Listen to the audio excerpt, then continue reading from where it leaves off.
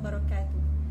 Jadi kita akan membincangkan berkaitan tata cara rayuan dan isu-isu bagi subjek acara jenayah di Mahkamah Syariah LLA 7093. Jadi saya akan mulakan perbincangan ni dan kemudiannya akan disambung oleh rakan-rakan presenter saya yang lain. Okey.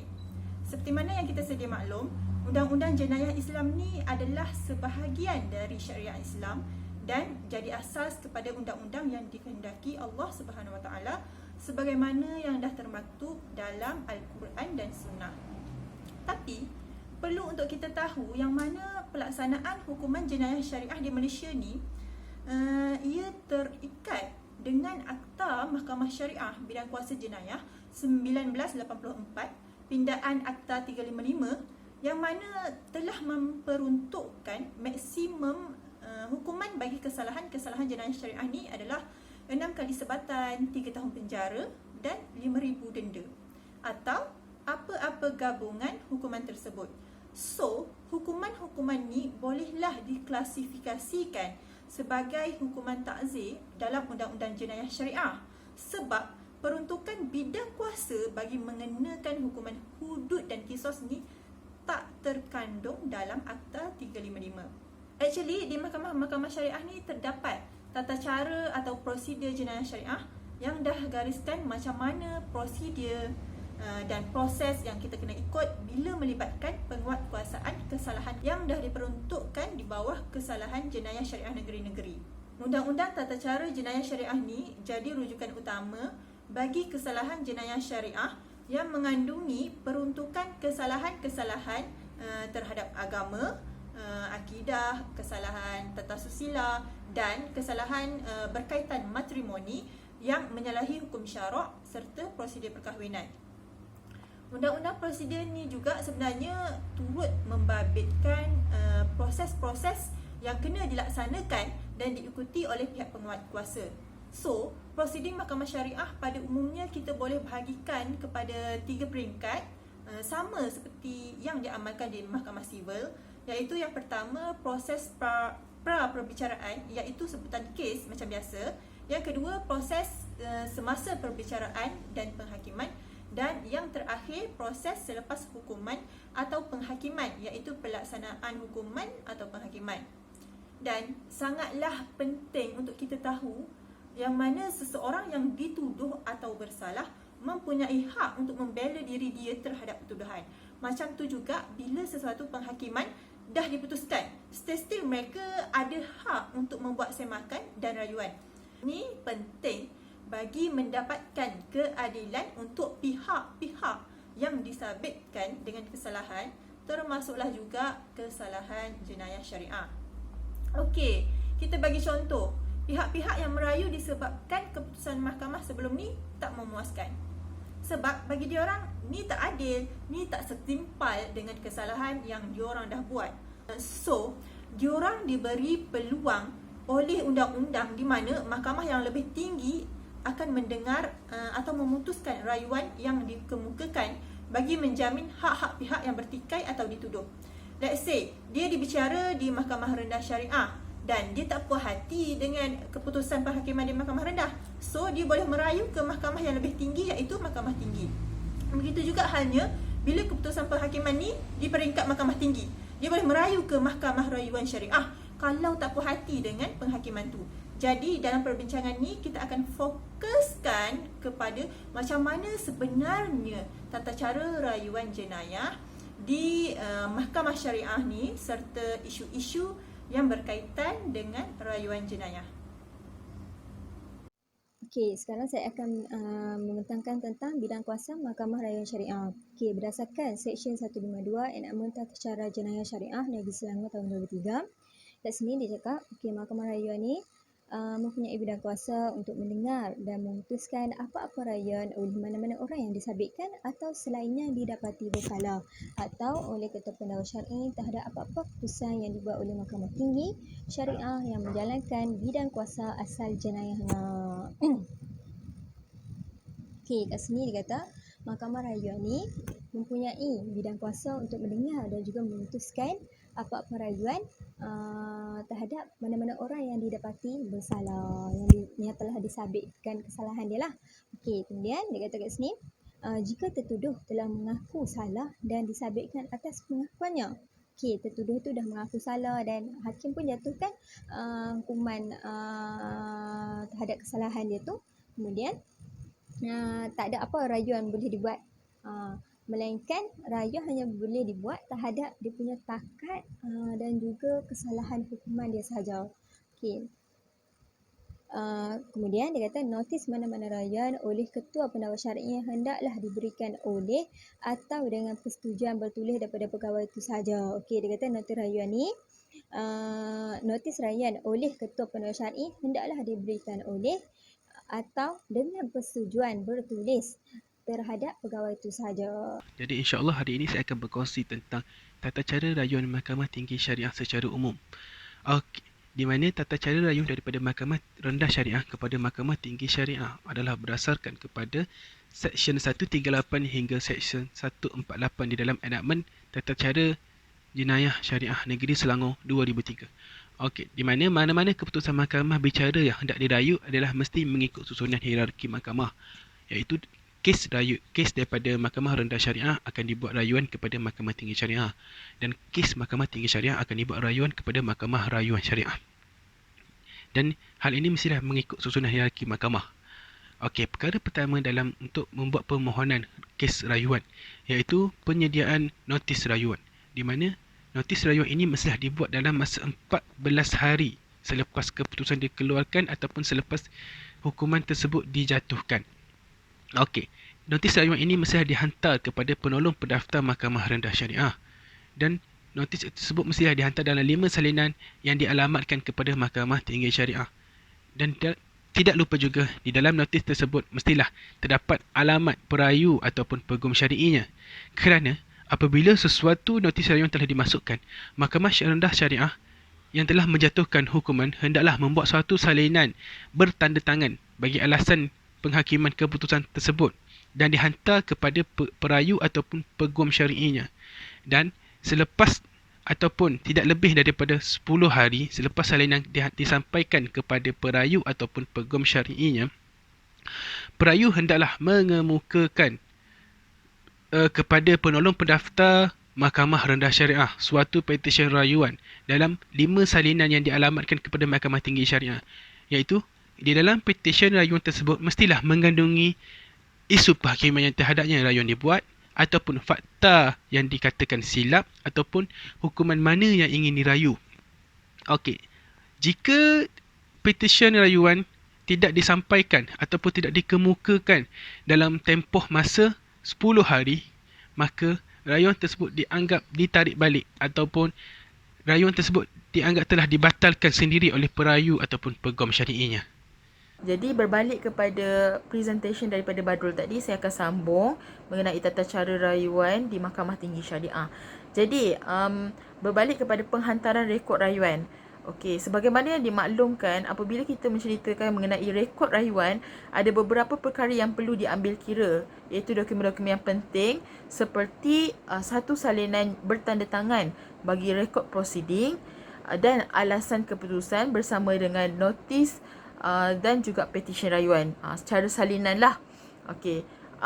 Jadi bagaimana perkara-perkara ini akan dihantar? Okey. Caranya adalah Mahkamah Rendah Syariah akan menghantar dokumen-dokumen penting ini kepada pihak Mahkamah Tinggi Syariah, iaitu kepada Ketua Pendakwa Syar'i dan peguam, kepada perayu ataupun kepada perayu sendiri. Okey, itu yang pertama. Kemudian menetapkan rayuan dalam senarai. Okey, menetapkan rayuan dalam senarai ini kita ceritakan apabila berlakunya perkara-perkara yang dah ada rekod rayuan, dah ada kesahihan kita nak buat rayuan, betul tak? Jadi apa yang perlu dibuat adalah pihak Mahkamah Tinggi Syariah sendiri akan menomborkan rayuan tersebut dan dimasukkan dalam senarai barisan untuk didengari secara prosiding dan dibicarakan dalam mahkamah. Jadi ianya akan diterimalah sebab bila kita dah nomborkan, bermakna rayuan kita akan didengar. Okey. Kemudian tata cara pada pendengaran. Okey, apabila tibanya masa untuk mendengar rayuan, perayu hendaklah diberi peluang terlebih dahulu. Untuk apa? Untuk menceritakan, untuk memastikan rayuan tersebut disokong oleh dirinya sendiri, bahawa dia memang betul-betul mahu merayu. Jadi kemudiannya barulah responden tu boleh didengar pula apa view of daripada pihak responden. Adakah benda ni boleh mendatangkan perubahan pada keputusan mahkamah ataupun tidak. Okey, jadi bila dia masuk dalam tempoh rayuan ni, kedua-dua pihak akan berada dalam keadaan yang adil, iaitu iaitu hakim akan dengar daripada kedua-dua pihak, sama ada pihak perayu ataupun pihak responden, kedua-duanya hakim akan dengar. Okay, antara buktinya kan, antara satu daripada perkara yang penting apabila kita cakap dalam tata cara pendengaran ni adalah apabila salah seorang daripada kedua belah pihak tu tidak hadir, maka prosiding tidak boleh diteruskan. Maksudnya kita kena tunggu sama ada dua-dua hadir, barulah kita akan dengar supaya ianya akan memberikan kesan yang lebih adil. Maksudnya imbangan kepada keputusan itu adil. Okey. Seterusnya kita lihat kepada ketidakhadiran responden. Okey, seperti yang saya cakap sebentar tadi lah. Okey, jika pada pendengar rayuan itu responden tidak hadir, maka mahkamah tidak boleh membuat apa-apa perintah dalam perkara rayuan itu yang akan memudaratkan responden. Maksudnya responden kena hadir juga. Tapi hendaklah menangguhkan pendengar rayuan itu ke suatu hari yang lain pada masa hadapan dengan kehadiran responden. Macam saya cakap tadi lah, kalau anda kata dalam prosiding pembicaraan tu responden tak ada, tidak hadir, maka tak adil lah untuk terus membuat keputusan. Jadi kena tunggu kedua-dua belah pihak hadir, perayu dan responden kena hadir juga. Barulah boleh buat keputusan. Okey. Kemudian kita teruskan kepada keputusan mengenai rayuan. Okey. Keputusan mengenai rayuan ada 3 perkara. Okey. Pada pendengaran sesuatu rayuan Mahkamah Tinggi Syariah, jika tiada alasan yang mencukupi untuk menolak rayuan itu, maka Mahkamah Tinggi Syariah bolehlah buat 3 perkara, iaitu pertamanya mengakaskan perintah itu dan mengarahkan bahawa tertuduh hendaklah dibicarakan semula, dan atau mendapati jika bersalah dan menjatuhkan hukuman ke atasnya mengikut undang-undang. Okey, sama ada dia arahkan baliklah perbicaraan tu diuruskan semula. Maksudnya ada kekeliruan lagi ke, rasa macam memerlukan masa lagi, okey, kita akan ada proceeding baru. Bukan proceeding baru, maksudnya kita akan tangguh, okey. Kita akan bicara semula, begitu. Keduanya, mengakaskan hukuman itu dan membebaskan atau melepaskan tertuduh atau memerintahkan supaya dibicarakan semula. Macam tadilah, sama ada yang pertama tadi dia hanya dibicarakan semula, ataupun dia jatuhkan kesalahan sedia ada terus jatuh je. Okey, yang kedua tadi tu, yang kedua ni sama ada dia membebaskan, okey, maksudnya tak ada kesalahan pun rupanya, ataupun dia melepaskan ataupun dia memerintahkan untuk dibicarakan semula. Maksud masih ada lagi kekeliruan yang perlu untuk dibicarakan. Dan yang terakhir sekali, sama ada mengekalkan hukuman ataupun mengurangkan ataupun menambahkan hukuman. Maksudnya mungkin yang pertama tadi tak puas hati, kena penjara 3 tahun. Jadi bila dah buat rayuan, dapatlah penjara setahun je, contohnya. Jadi itu adalah salah satu daripada keputusan mengenai rayuan dalam tata cara rayuan Mahkamah Tinggi Syariah. Dan akhir sekali, dalam cara penghakiman, apabila tamatnya pendengar rayuan, Mahkamah Tinggi Syariah hendaklah sama ada dengan serta-merta atau pada satu tarikh yang ditetapkan menyampaikan penghakiman di dalam mahkamah terbuka. Maknanya, contoh bila kita dah ada satu kes baru kan. Contoh dulu waktu dekat Mahkamah Rendah Syariah dulu, alasan penghakiman kita bercerita sebegini. Okey, tapi bila kita dah buat dalam rayuan, bila kita dah ada dalam rayuan, dah berubah. Alasan penghakiman dia lain. Keputusan penghakiman pun dah lain. Jadi contoh bila kita tengok dalam jurnal hukum kan, kadang-kadang ada contoh kes yang kita boleh ambil sebagai iktibar, betul tak? Jadi benda tu lah yang akan mengubah keputusan. Okay, maksudnya yang kita akan guna pakai keputusan tu adalah keputusan yang paling latest, iaitu keputusan dalam mahkamah rayuan. Jadi konklusinya begitulah tata cara rayuan di Mahkamah Tinggi Syariah. Okey, baiklah. InsyaAllah saya akan menerangkan berkenaan dengan tata cara dan prosedur bagi kes rayuan jenayah syariah di Mahkamah Rayuan Syariah. Bagi prosedur rayuan ini, saya merujuk enakmen Tata Cara Jenayah Syariah Negeri Selangor tahun 2003. Yang pertama sekali, perlulah dibuat notis rayuan. Notis rayuan ini dibuat secara bertulis, difailkan kepada pendaftar Mahkamah Tinggi Syariah dalam tempoh 14 hari selepas keputusan dikeluarkan. Seterusnya record proceeding. Sekiranya hakim belum menulis penghakimannya,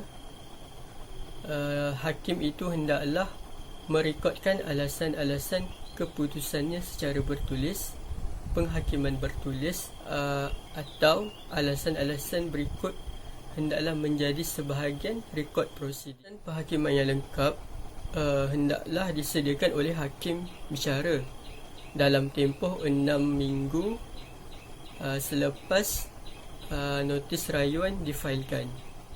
Untuk notis rayuan, boleh tengok contoh pada slide yang seterusnya, iaitu pada borang MS29. Seterusnya, pendaftar hendaklah menyebabkan suatu salinan rekod proceeding sampaikan kepada perayu atau peguam syar'i. Untuk lebih jelas, boleh lihat arahan amalan nombor 15 tahun 2004 pada slide yang berikutnya. Untuk proses selanjutnya, perayu hendaklah memfailkan suatu petisyen rayuan dan 5 salinannya kepada pendaftar Mahkamah Tinggi Syariah, yang mana ia perlulah dialamatkan kepada Mahkamah Rayuan Syariah. Okey, macam mana kalau perayu itu berada dalam penjara? Okey, kalau jadi macam tu, perayu hendaklah memberikan suatu notis rayuan kepada pegawai yang menjaga penjara. Perayu tersebut dia boleh beri sama ada secara lisan atau secara bertulis, dan dimasukkan ke dalam petisyen rayuan. Okey, setelah itu pegawai penjara hendaklah menghantar notis dan petisyen dengan segera kepada mahkamah. Boleh lihat pada arahan amalan nombor 4 2018 pada slide yang berikutnya. Untuk proses seterusnya adalah penyerahan rekod kepada Mahkamah Rayuan Syariah, iaitu pendaftar Mahkamah Tinggi Syariah hendaklah dengan segera menghantar 4 salinan notis dan petisyen rayuan kepada Mahkamah Rayuan Syariah, yang mana penyerahan rekod rayuan hendaklah diserahkan dalam tempoh 30 hari selepas penerimaan petisyen rayuan. Untuk lebih jelas, boleh lihat pada arahan amalan nombor 9 tahun 2004 pada slide yang berikutnya. Proses seterusnya adalah keterangan tambahan, iaitu dalam menguruskan apa-apa rayuan kes jenayah, Mahkamah Rayuan Syariah boleh, jika difikirkannya bahawa keterangan tambahan adalah perlu, sama ada mengambil keterangan tersebut secara sendiri ataupun mengarahkan mahkamah perbicaraan untuk mengambil keterangan tersebut. Proses yang terakhir adalah proses penghakiman.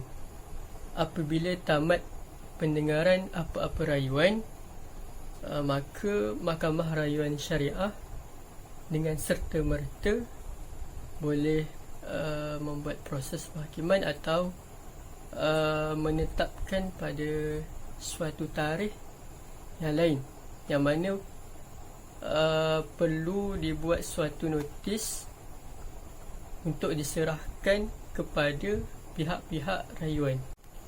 Setelah kes diputuskan, maka ketua pendaftar atau pendaftar mahkamah yang mendengar rayuan hendaklah memaklumkan secara bertulis mana-mana keputusan kepada mahkamah dalam tempoh 7 hari selepas tarikh keputusan dikeluarkan. Untuk lebih jelas, boleh lihat Arahan Amalan nombor 11 tahun 2004. Seterusnya penghakiman. Apabila tamat pendengaran apa-apa rayuan, Mahkamah Rayuan Syariah hendaklah sama ada dengan serta-merta atau kemudiannya pada satu tarikh yang ditetapkan bagi maksud itu yang notis mengenainya hendaklah diberikan kepada pihak-pihak dalam rayuan itu, menyampaikan penghakiman di dalam mahkamah terbuka. Okey, waktu penghakiman ni selepas habis perbicaraan pendengaran kes rayuan ni, okey, pada tarikh tu ataupun pada hari yang sama perbicaraan ataupun pada tarikh akan datang, bergantung pada hakim sendiri. Okey, keputusan hendaklah diberikan di mahkamah terbuka. Secara terbukalah penghakiman tu akan diberikan oleh hakim. Kemudian dia kata apabila kes yang telah dirayu diputuskan, tanggungjawab ketua pendaftar atau pendaftar mahkamah yang mendengar rayuan hendaklah memaklumkan secara bertulis mana-mana keputusan rayuan yang mana-mana keputusan kes rayuan kepada mahkamah yang keputusan yang dirayu dalam masa 7 hari dari tarikh keputusan dikeluarkan. Okey, apabila kes yang dirayu itu telah diputuskan, jadinya kes yang dirayu itu telah diputuskan, okey, tanggungjawab ketua pendaftar ni ataupun pendaftar mahkamah tu dia hendaklah keluarkan penghakiman secara bertulis dalam tempoh 7 hari untuk diberikan kepada pihak-pihak. Okey, kat sini kita boleh rujuk Arahan Amalan nombor 11 tahun 2004 mengenai iaitu pemakluman keputusan kes rayuan. Kes tu ada lah. Dia kata dalam tempoh 7 hari kena keluarkan perintah lah secara bertulis. Okey, seterusnya mengenai persoalan yang dikhaskan untuk Mahkamah Rayuan Syariah. Okey, kat sini saya terangkan seksyen lah. Seksyen kita boleh rujuk seksyen 166 Enakmen Tata Cara Jenayah Syariah Negeri Selangor tahun 2003. Okey, kat dalam seksyen ni secara ringkasnya ianya adalah berkaitan dengan kes jenayah yang telah didengar di Mahkamah Tinggi, dan hakim Mahkamah Tinggi ni dia ni merasakan ada isu yang perlu diputuskan oleh Mahkamah Rayuan. Okey, contoh kes persetubuhan nikah. Kes ni adalah di bawah bidang kuasa awalan Mahkamah Tinggi iaitu original jurisdiction.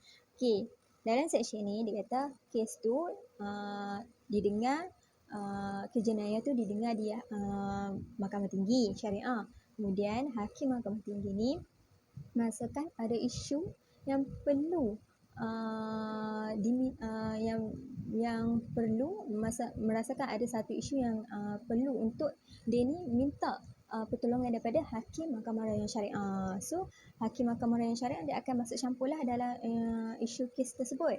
Okey, melainkan itu kalau ada permintaan daripada hakim Mahkamah Tinggi. Kalau tak ada apa-apa permintaan daripada hakim Mahkamah Tinggi, so hakim Mahkamah Rayuan ni dia tak boleh campur. Okey, oleh itu kat sini ditulis Mahkamah Rayuan tidak boleh mendengar kes tersebut melainkan ada rayuan dari pihak yang terkilan sahaja. Hakim Mahkamah Tinggi yang mendengar kes itu merasakan ada keperluan untuk hakim Mahkamah Rayuan untuk campur dalam kes itu, macam saya cakap tadi. Okey, kat sini kata kalau hakim Mahkamah Tinggi tu dia ni tak minta bantuan daripada hakim Mahkamah Rayuan untuk buat keputusan, so hakim Mahkamah Rayuan ni tak boleh masuk campur dalam kes tersebut, melainkan ada rayuan daripada pihak tersebut barulah dia boleh masuk campur lah. Okay. Seterusnya dalam undang-undang ni ada 2 jenis persoalan, iaitu persoalan mengenai fakta dan juga persoalan mengenai undang-undang. Okay, dalam seksyen 166 ni dia adalah mengenai persoalan undang-undang yang mana hakim Mahkamah Tinggi ni dia ni akan minta bantuan daripada hakim Mahkamah Rayuan mengenai persoalan undang-undang. Kalau hakim Mahkamah Tinggi tak minta, so hakim Mahkamah Rayuan ni dia tak boleh nak masuk campur dalam kes tersebut. Itu sajalah.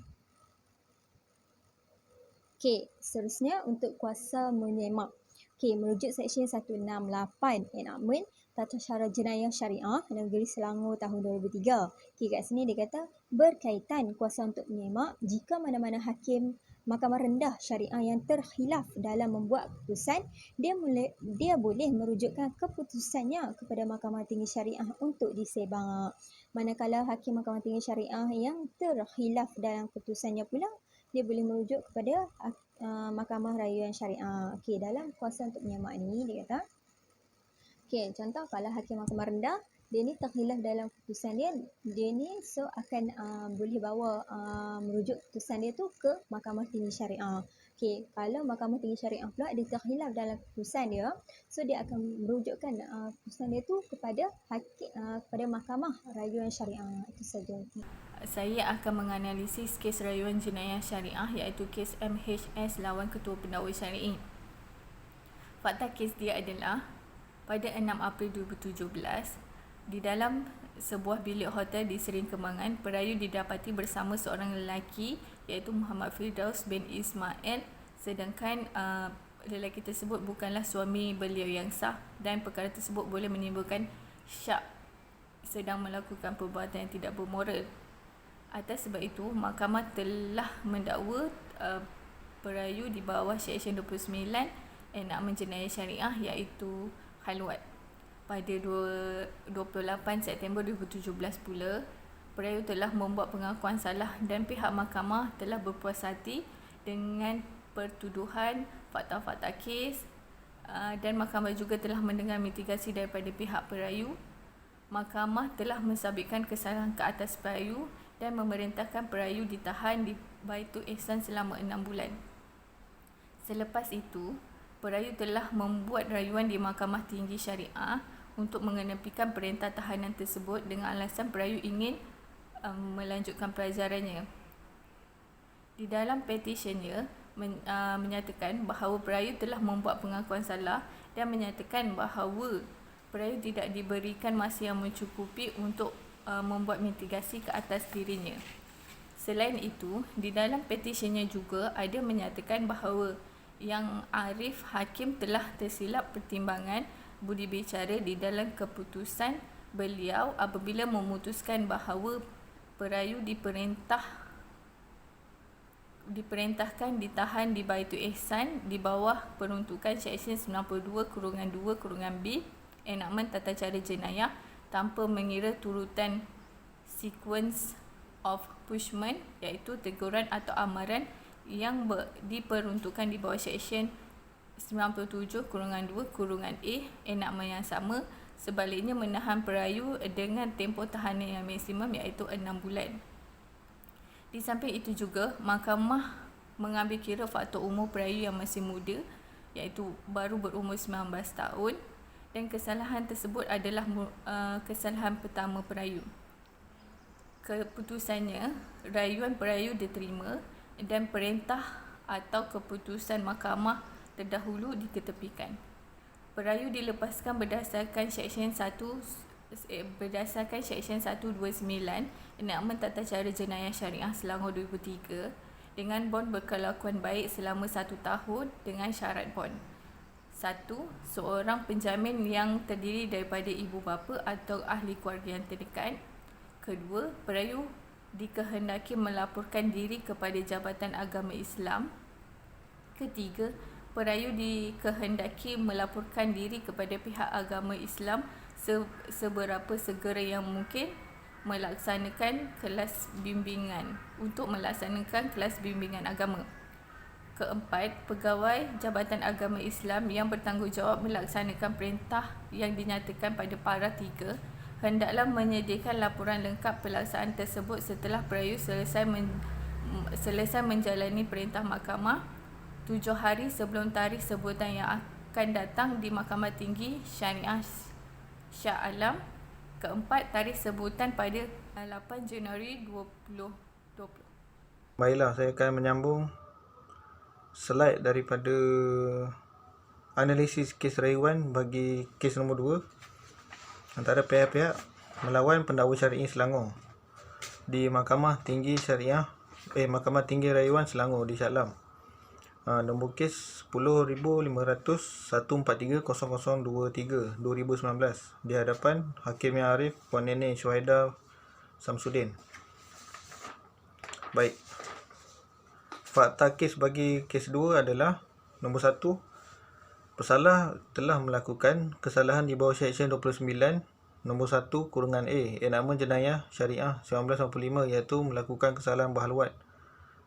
Di mana laki-laki didapati bersama dengan seorang atau lebih perempuan yang bukan isterinya atau mahramnya di dalam suatu tempat atau di premis yang tersembunyi. Pesalah itu pihak-pihak telah ditangkap. Okey, bagi fakta kes yang kedua ialah setelah mahkamah melihat rekod rayuan bertarikh 14 Mei 2018 bagi kes mereka dan setelah hujahan pihak perayu bertarikh 21 September 2018 yang telah dimasukkan hujah-hujah tersebut dan hujah balas daripada responden yang bertarikh 30 Oktober 2018. Setelah itu jawapan pihak perayu bertarikh 8 Februari 2019 tahun hadapannya beserta autoriti-autoriti yang dilampaikan dan dikemukakan di hadapan mahkamah. Maka mahkamah telah menerima rayuan perayu tersebut daripada pihak-pihak. Jadi seterusnya fakta kes yang ketiga ialah isu-isu yang dibangkitkan. Isu-isu yang dibangkitkan ialah pertama sekali ialah kesalahan yang dilakukan oleh pihak-pihak tersebut. Kesalahan yang dilakukan iaitu mereka telah ditangkap berhaluat di suatu tempat atau premis berdua yang bersama isteri, bersama perempuan yang bukan isterinya atau mahramnya. Kes seterusnya, isu-isu yang kedua ialah mempunyai tanggungan keluarga antara pihak-pihak tersebut. Sama ada pihak lelaki atau pihak perempuan yang telah ditangkap tersebut telah mempunyai tanggungan keluarga. Sama ada mereka sudah berkahwin ataupun belum. Isu-isu itulah akan dibagikan di dalam mahkamah. Seterusnya, isu-isu yang ketiga ialah pengakuan bersalah daripada pihak-pihak tersebut. Sama ada mereka akan mengaku bersalah atau tidak mengaku bersalah di dalam mahkamah bagi kesalahan tersebut. Jadi di situ akan isu-isu yang akan dibangkitkan di dalam mahkamah antara pihak-pihak tersebut dan hakim. Jadi setelah mahkamah meneliti dan menyiasat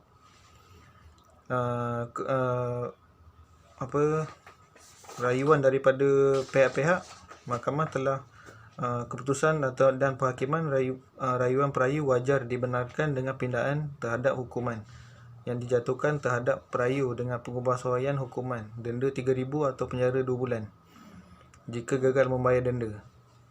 Manakala hukuman selama 6 bulan di Pusat Pemulihan Akidah Baitul Iman adalah wajar diketepikan. Itu adalah keputusan yang diputuskan oleh mahkamah setelah menerima rayuan daripada perayu daripada pihak-pihak tersebut untuk keputusan yang terakhirnya. Jadi saya akan teruskan dengan bahagian pandangan dan cadangan. Jadi pandangan kami dalam kajian ringkas kami tentang tata cara rayuan dan isu-isu adalah menubuhkan mahkamah rayuan khas negeri-negeri dan juga wilayah-wilayah persekutuan. Pandangan ini selarilah dengan Presiden PJSM sekarang ni yang memang tengah mencadangkan agar mahkamah rayuan khas ditubuhkan. Hal ini kerana masalah dia sekarang, kes pada peringkat Mahkamah Rendah Syariah dapat dirujuk balik bagi pihak yang tidak berpuas hati oleh perayu sebanyak 2 kali, manakala kes yang diputuskan pada peringkat mahkamah tinggi hanya dapat dirujuk ataupun dirayu pada peringkat mahkamah rayuan sekali sahaja. Maksudnya sebab bidang kuasa berlainan, maka peluang yang perayu dapat tu tak sama. Jadi Presiden PJSM Musa Awang telah pun mencadangkan agar dibangunkan sebuah mahkamah rayuan khas lah. Bila ada mahkamah rayuan khas pada peringkat negeri-negeri dan juga wilayah persekutuan, maka akan memberi peluang kepada pihak yang tidak berpuas hati untuk mendapatkan keadilan dan satu lagi dapat selaraskan undang-undang syariah di Malaysia. Berkaitan dengan bidang kuasa dia adalah untuk memutuskan rayuan ataupun semakan terhadap keputusan mahkamah rayuan negeri-negeri. Berhubung soalan serta rujukan berhubung persoalan undang-undang berkepentingan awam dan konflik bidang kuasa. Kesimpulannya, kita dapati proses rayuan mempunyai kepentingan yang signifikan terhadap pesalah